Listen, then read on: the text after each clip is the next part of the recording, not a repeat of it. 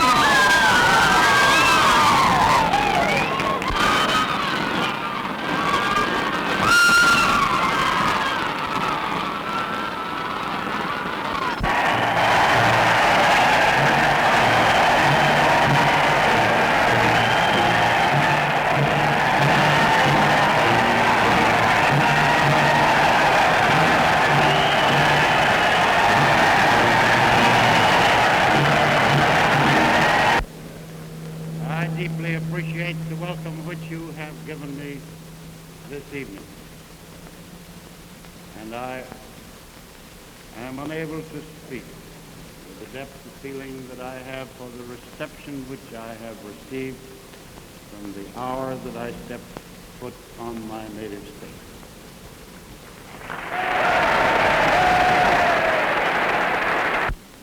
We're not a nation of 120 millions of solitary individuals. We're a nation of 25 millions of families, dwelling in 25 millions of homes, each warmed by the fires of affection and cherishing within it the mutual solicitude for kinfolk and children.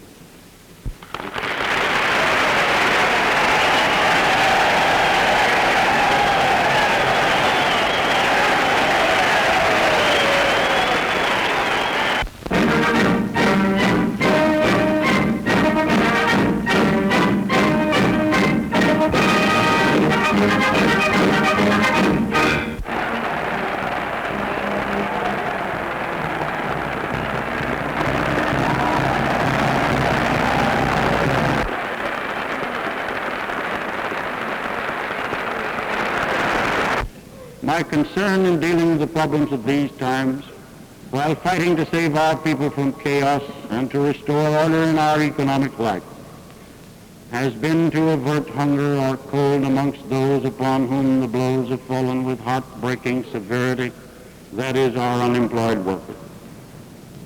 I assure you that this country is not to blame for the catastrophes that have come to the world. The American people did not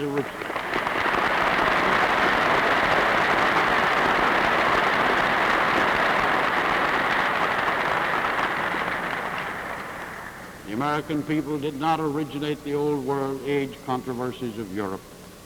We did not inaugurate the Great War or the panics that have taken place in the last 5 years.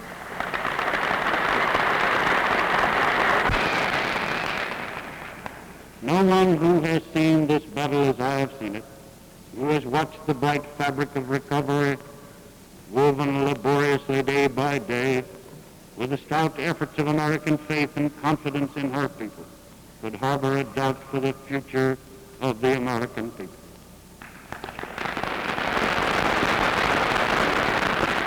And if there be no retreat, if the attack shall continue as it is now organized, then this battle in the history of our race is won.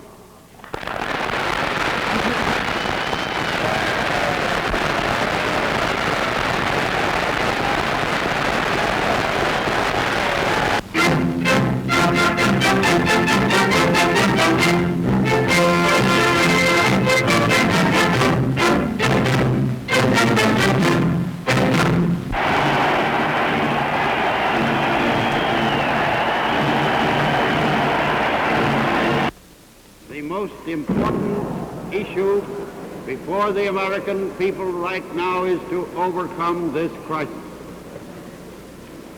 What our people need is the restoration of their normal jobs, the recovery of agricultural prices, and of business. They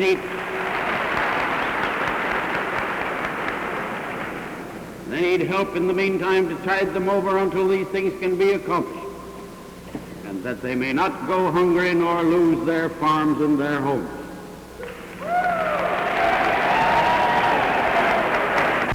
Now the battle must be continued. We have yet to go a long ways and to capture many positions to restore agriculture and employment. But it can be made plain that if the strategy which we have established is maintained, and the battle not halted by change in the midst of action, we shall win.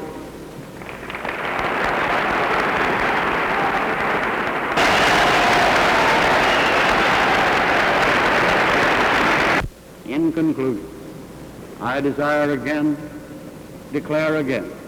that it is the high purpose of my administration, it is the historic determination of the Republican Party to preserve this nation's for our citizens with its American system of liberty intact, its American free opportunity,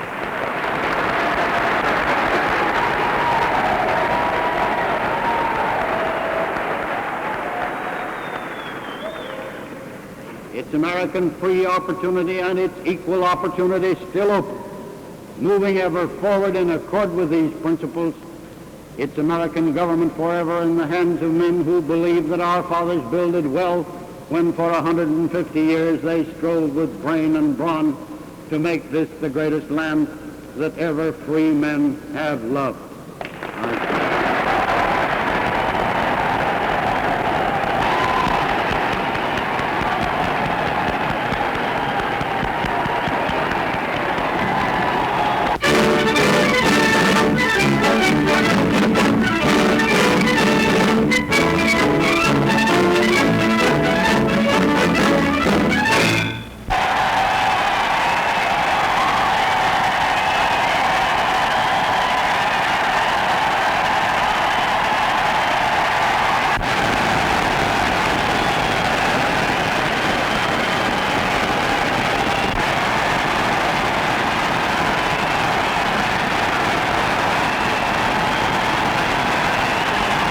Campaign is more than a contest between two men.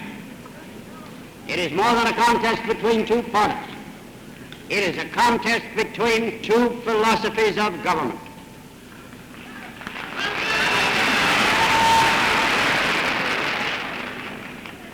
We are told by the opposition that we must have a change, that we must have a New Deal. It is not the change that comes from the normal development of national life to which I object or you object, but the proposal to alter the whole foundations of our national life, which have been builded through generations of testing and struggle and of principle upon which we have made this nation.